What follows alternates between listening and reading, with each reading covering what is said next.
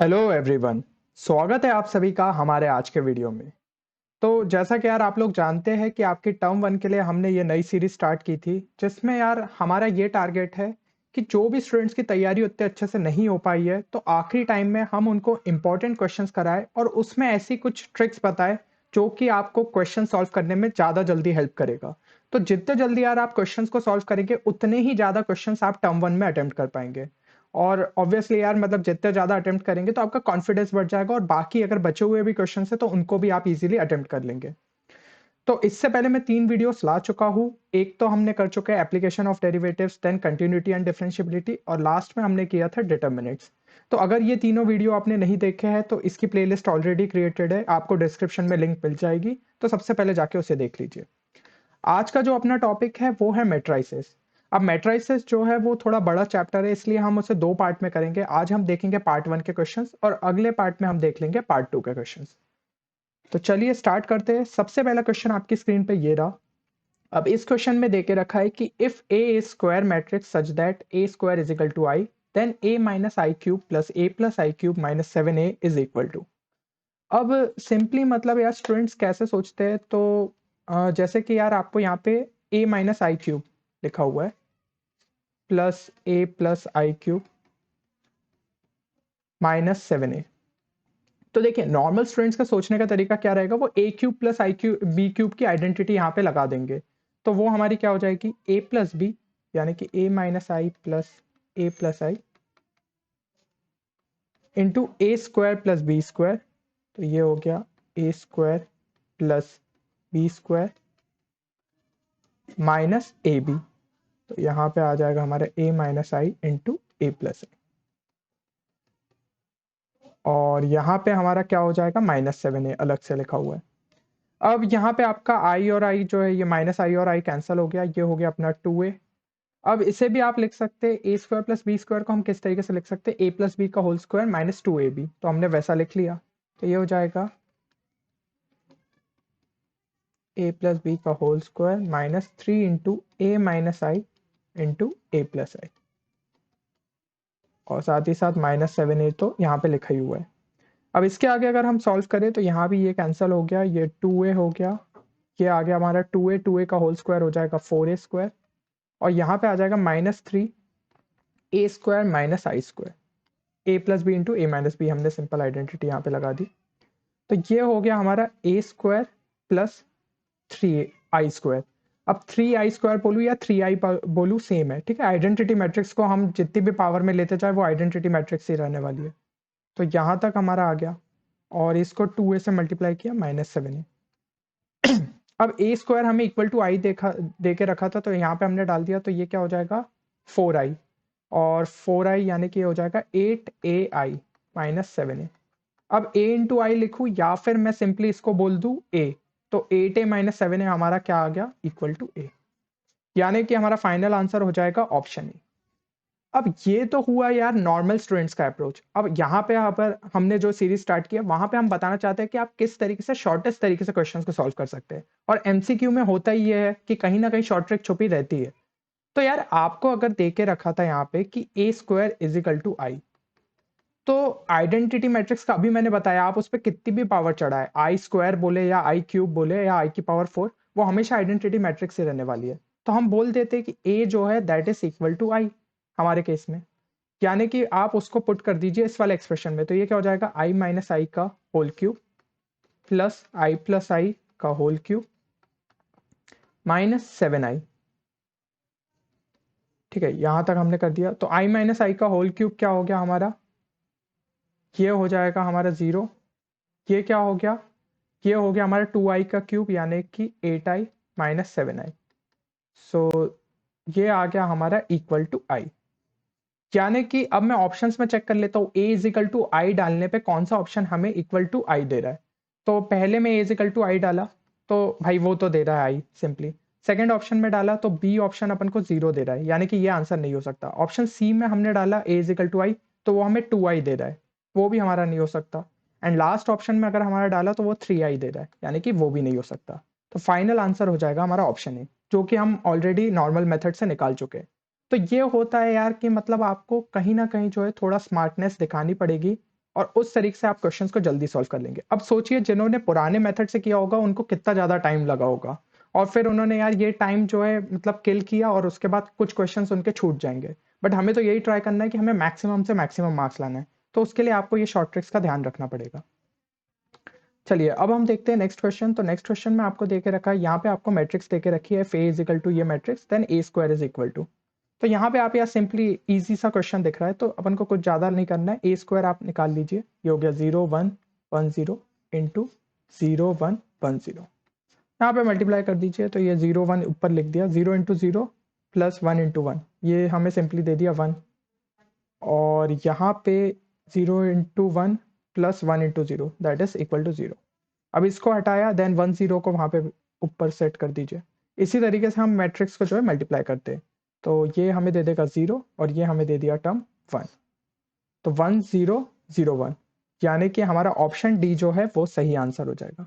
तो काफ़ी simple question था। तो मैट्रिक्स के यार मैट्राइसेस के इतने मुश्किल आपसे क्वेश्चन पूछे भी नहीं जाएंगे, तो आप तैयार रहिए कि ऐसे कुछ आपको ईजी से क्वेश्चन देखने को मिल जाए।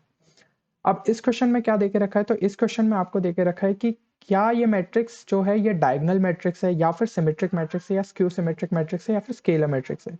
तो देखिए सिंपल सा यार आपको ये समझ लेना है कि सिमेट्रिक और स्क्यू सिमेट्रिक मैट्रिक्स में फ़र्क क्या होता है। तो जो हमारी सिमेट्रिक मैट्रिक्स होती है उसमें ए आई जे इज इक्वल टू ए जे आई होता है, जबकि हमारे स्क्यू सिमेट्रिक मैट्रिक्स में ए आई जे इज इक्वल टू माइनस ए जे आई होता है। और इसी की वजह से हमारे जो फिर डायगोनल एलिमेंट्स रहते हैं ना, वो सब ज़ीरो हो जाते हैं।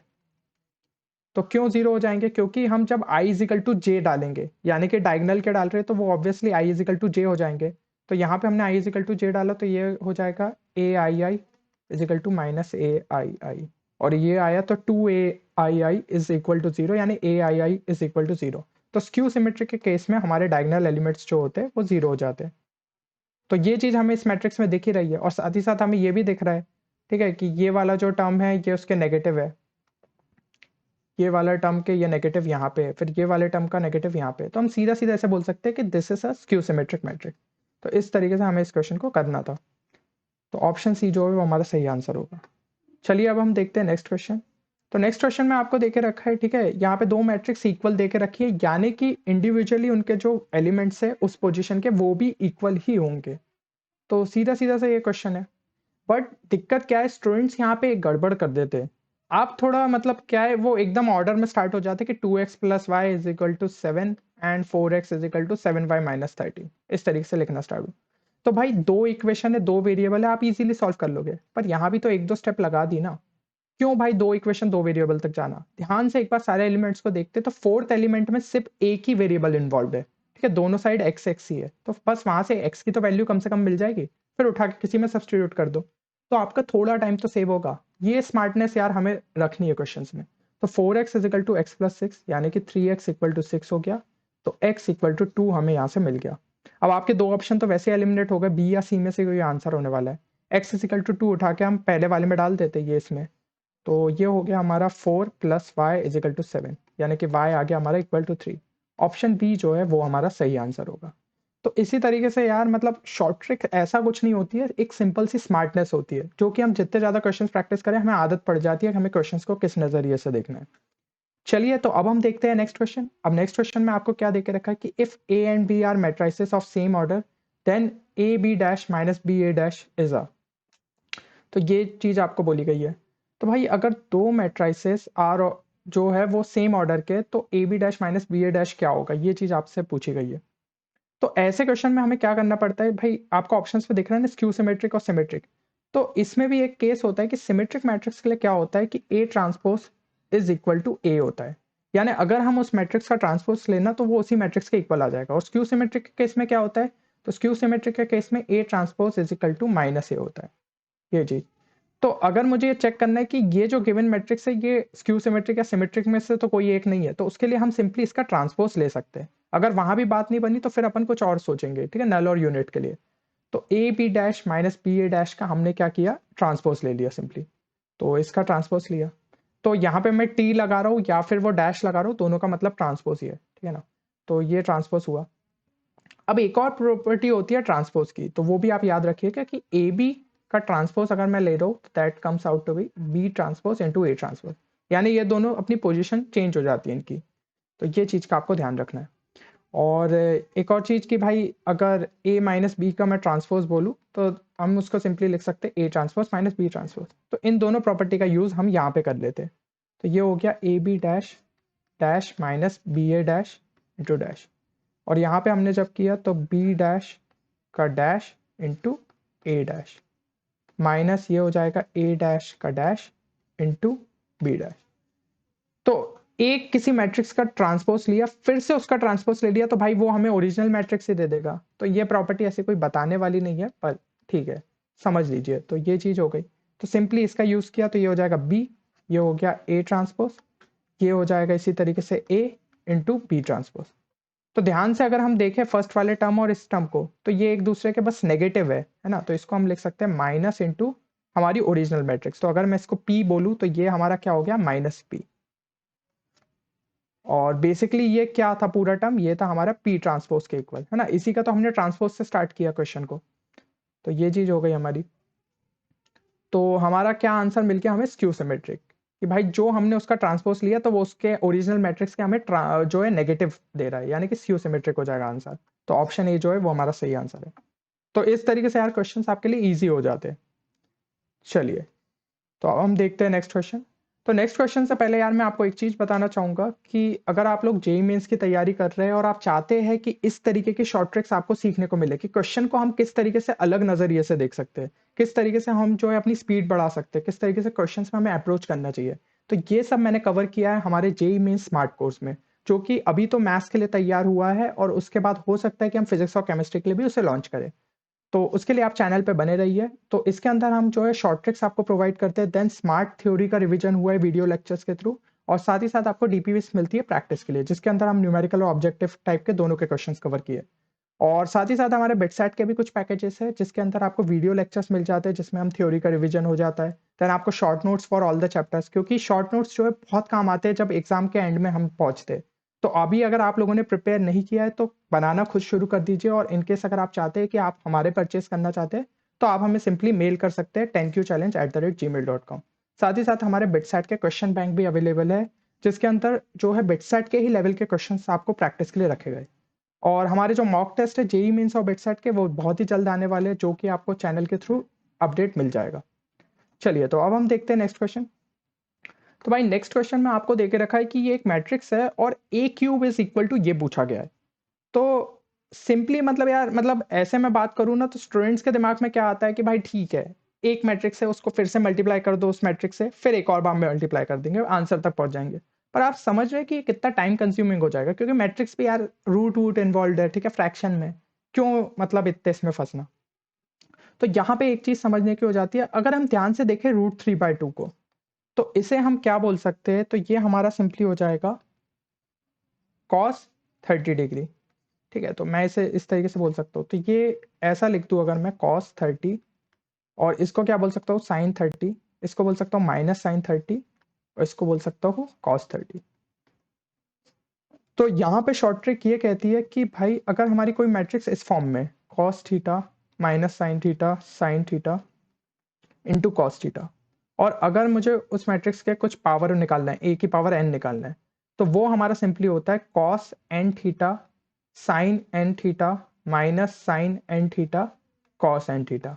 अब यहाँ पे ये नेगेटिव का ध्यान रखिए कि यहाँ पे ऐसा नेगेटिव फॉर्म बनना ही चाहिए और बाकी तीन पॉजिटिव रहना चाहिए, वरना फिर ये चीज़ अप्लाई नहीं होगी। तो इसके लिए हमें इस चीज़ का ध्यान रखना है। तो ये हमारी शॉर्ट ट्रिक जो है बहुत काम आ जाती है। अब जैसे यहाँ पे ए क्यूब भी पूछा गया, a की पावर 5 पूछ ले, तो अब क्या 5 बार थोड़ी मैट्रिक्स को मल्टीप्लाई करते होते। तो ये जो है ये ट्रिक बहुत ही शानदार है। अब यहाँ पे आपको इस तरीके से दिया है तो सेम चीज़ हमने यूज़ की, ए क्यूब क्या हो जाएगा हमारा, ये हो जाएगा सिंपली cos 3 इंटू 30 यानी कि cos 90 डिग्री। फिर यहाँ पे हमारा हो जाएगा sin 90 डिग्री, ये हो गया माइनस sin 90 डिग्री, और यहाँ पे हो जाएगा हमारा cos 90 डिग्री। तो ये टर्म्स मिल गया हमें 0 0 1 -1, यानी कि ऑप्शन बी जो है वो हमारा सही आंसर है।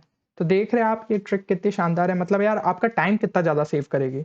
नॉर्मल अप्रोच से अगर कोई स्टूडेंट जाता तो भाई उसके तो मतलब एकदम बहुत ज़्यादा टाइम लग जाता और दिक्कत हो जाती, कुछ क्वेश्चंस पक्का छूट जाते। तो ये हो गया हमारा क्वेश्चन। चलिए अब हम देखते हैं नेक्स्ट क्वेश्चन। तो नेक्स्ट क्वेश्चन में आपको देके रखा है कि if A is equal to, ये आपकी एक मैट्रिक्स देके रखी है और बी एक मैट्रिक्स देके रखी है। अब पूछा है कि ए बी क्या एग्जिस्ट करती है या बी ए एग्जिस्ट करती है, तो हमें ये निकालना है।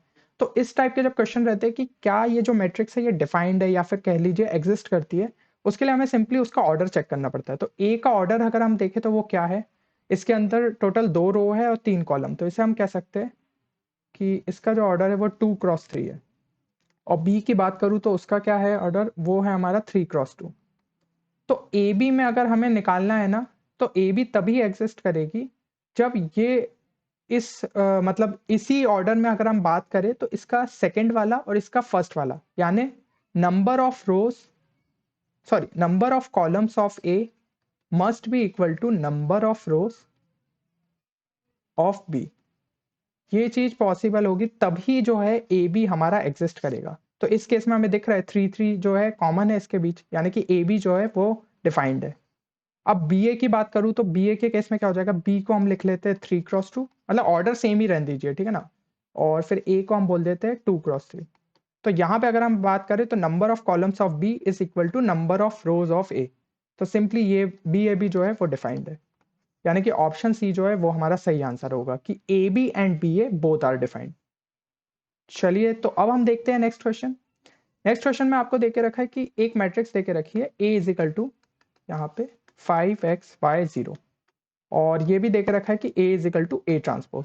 देन फिर आपको x और y की वैल्यू निकालना है। तो सिंपल सा क्वेश्चन है, ए ट्रांसपोज निकाल दो, ठीक है। तो ये हो जाएगा 5 बाय ये हो गया x0, यानी कि हमें क्या मिल गया, x is equal to y मिल गया, ठीक है। और कुछ मिल रहा है क्या, बाकी 5 इज इक्वल टू 5 है, 0 इज इक्वल टू 0, तो एक ही इक्वेशन मिल रही है और कुछ हम इस यहाँ से कह नहीं सकते, यानी ऑप्शन सी जो है वो हमारा सही आंसर होगा। तो इस तरीके से यार ये क्वेश्चन करना था, तो सिंपल सा क्वेश्चन था ये। चलिए अब अपन देखते हैं नेक्स्ट क्वेश्चन। तो यहाँ पे आपको एक मैट्रिक्स देकर रखी है ए और बी। अब भाई जैसे ही मैट्रिक्स देखते हो, ये नहीं कि ऑप्शंस चेक करने बैठ गए तो यहाँ पे ए की जगह ए डाला, बी की जगह बी, फिर ए बी निकाला, फिर उसका ट्रांसपोज निकाला, फिर चेक कर रहे। देखिए ये प्रॉपर्टी मैंने अभी आपको समझा दी थी कि सिंपल है, तो ये यूनिवर्सल प्रॉपर्टी है, ठीक है, हर केस में एग्जिस्ट होगी। तो यहाँ पे जैसे ही अगर आपको प्रॉपर्टी याद है, आप सीधा ऑप्शन ए टिक करिए। यहाँ पे जो है मैट्रिक्स के अंदर कोई भी एलिमेंट दिया हो, ये प्रॉपर्टी उसको सेटिस्फाई करेगी ही। तो मैट्रिक्स चैप्टर में यार ये बहुत इंपॉर्टेंट हो जाता है कि आप जितनी ज़्यादा से ज़्यादा प्रॉपर्टी याद रख सकते हैं, ठीक है, इनवर्स की हो गई, ट्रांसपोज की हो गई, ये सारी जो है प्रॉपर्टीज याद रखें, साथ ही साथ एडजॉइंट की हो गई, तो आपको जो है इन क्वेश्चंस पे बिल्कुल भी डिफिकल्टी नहीं होगी। चलिए अब अपन देखते हैं नेक्स्ट क्वेश्चन। तो अब इसमें देख के रखा है कि number of all the possible matrices of order 2x3 with each entry 1 और -1 इज, यानी कि बोला क्या है आपको कि ऑर्डर उसका 2x3 दे के रखा है, यानी कि 2 रो है और 3 कॉलम है, और हर एक एंट्री जो है वो 1 या फिर -1 हो सकती है। तो टोटल जो है 6 स्पॉट्स है और उसमें 1 या -1 डाल सकता है, यानी हर एक में क्या कितने वेज से हम नंबर्स को डाल सकते हैं, 2 वेज से। तो ये क्वेश्चन तो पीएनसी टाइप हो गया ना कि भाई इसमें 2 डाल सकते हैं, इसमें 2 डाल सकते हैं। तो टोटल अगर मैं नंबर ऑफ पॉसिबल मैट्रिक्स की बात करूँ तो 2 into 2 into 2 into 2 into 2 into 2, यानी कि 2 की power 6 which is equal to 64, यानी ऑप्शन डी जो है वो हमारा सही आंसर होगा। तो इस तरीके से हमें इस क्वेश्चन को सॉल्व करना था। तो होपफुली यार ये वीडियो में आप लोगों को मज़ा आया होगा, ठीक है। अगर ये वीडियो आपको अच्छा लगा तो अपने दोस्तों के साथ इसे ज़रूर शेयर करिएगा, ठीक है। इससे यार हमें भी एक मोटिवेशन मिलता है कि आपके लिए और भी बेहतरीन कंटेंट इस तरीके का लाते रहे।